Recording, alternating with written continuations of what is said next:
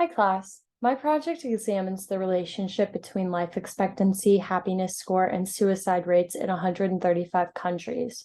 The research question aims to explore whether or not there is a relationship between these three variables. There were a combination of data sets used. The first was life expectancy, which provided information on the life expectancy of individuals in 135 different countries for both men and women, as well as their country's overall reported happiness score. The suicide rate data set provided information on the suicide rate out of every 100K population. By combining and analyzing these data sets, it could be determined if there is or is not a significant relationship between life expectancy, happiness score, and suicide rates.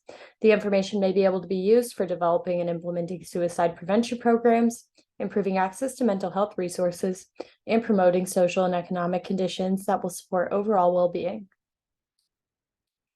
Here you can see the life expectancy of men by country and a scatter plot created in mode. Here you can see the life expectancy of women by country and a scatter plot created by mode. The longest life expectancy of men is in Japan at 84 years old. The longest life expectancy of women is also in Japan at 89.5 years old. The shortest life expectancy of men is in Nigeria. It is 52.9 years old. The shortest life expectancy of women is also in Nigeria. It is 55.6 years old. This is the suicide rate per 100K population by country, presented in the scatter plot created in mode. The highest suicide rate is in Armenia, 39.7. The lowest suicide rate is in Pakistan, 9.6. This is the reported happiness score by country, represented in a scatter plot created by mode.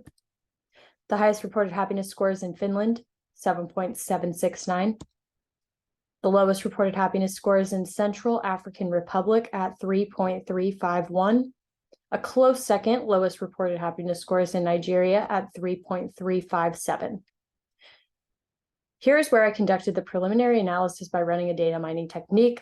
The technique I used was a linear regression analysis, which included the coefficients, standard errors, t-values, and p-values to explore the relationship of happiness score with the other variables. I also did a correlation coefficient between happiness score and suicide rate. These are the results of the linear regression analysis for life expectancy of men and happiness score. The median happiness score for men is negative. This means that on average, men with lower life expectancies tend to report lower levels of happiness. Men with higher life expectancies tend to report higher levels of happiness as suggested by the maximum value. Quartile value suggests that there is some variability in the relationship, where some men with low life expectancies have reported relatively high happiness scores.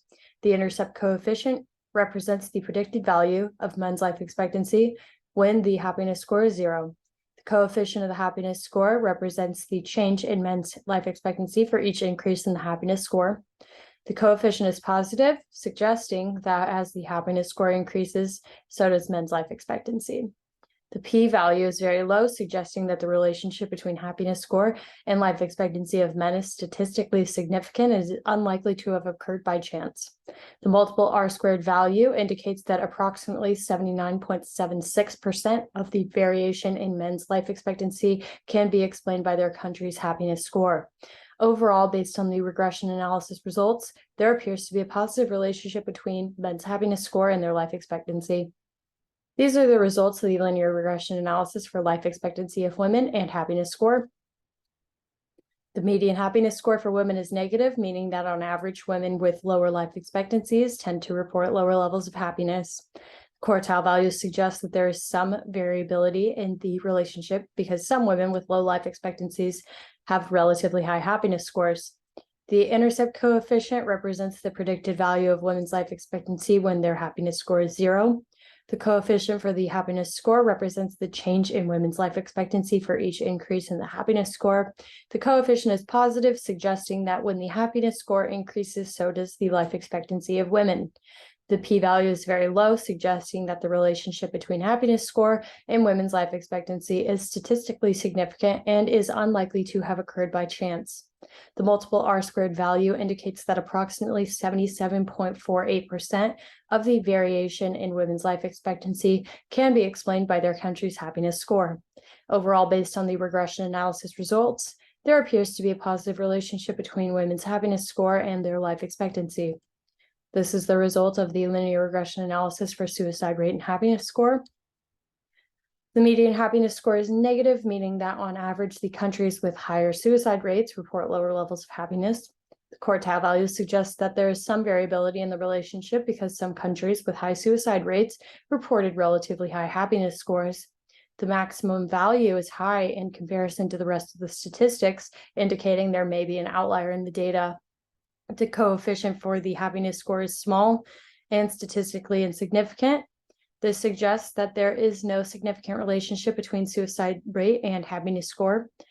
The intercept coefficient here suggests that on average, the suicide rate is 15.74 for a country with a happiness score of 0. The low R-squared value and the negative adjusted R-squared value suggest that the model does not fit the data very well. Additionally, the happiness score does not really explain the variance in suicide rate. Overall, it is suggested that countries with high suicide rates have lower levels of happiness, but there is some variability in the relationship.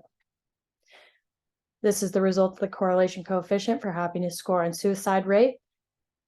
The number means that there is a very weak correlation or virtually no correlation between the two variables because the value is so close to 0 that there may be no significant linear relationship. Now we move into country results. Specifically for Japan, the life expectancy for men was 84 years and 89.5 years for women. These figures are much higher than the averages of 76.9 years for men and 72 years for women. Their reported happiness score is 6.44, which is higher than the average of 5.58.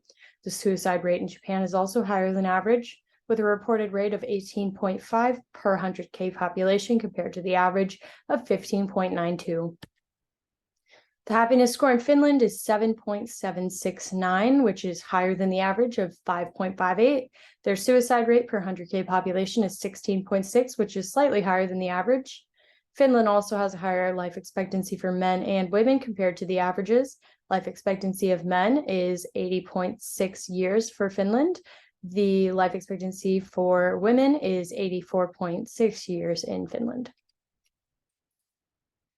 The reported suicide rate in Armenia is 39.7 per 100K population, which is much higher than the average of 15.92.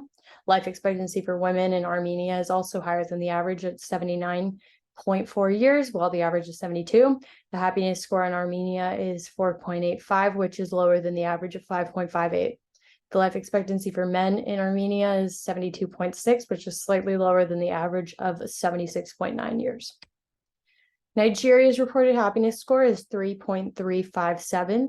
This is significantly lower than the average. The life expectancy for women is 55.6 years, and it is 52.9 years for men, which are much lower than the averages. Nigeria's suicide rate is also lower than average, with a reported rate of 10.7 per 100K population compared to the average of 15.92. In conclusion, Finland and Japan have a higher reported happiness score than the average, indicating that their citizens are generally more satisfied with their lives. This suggests that their populations are living longer and healthier lives. However, both countries also have relatively high suicide rates compared to the average, suggesting there may be underlying mental health concerns that need to be addressed. Armenia has a lower life expectancy compared to the average, and its citizens have a lower reported happiness score. The country also has a relatively high suicide rate.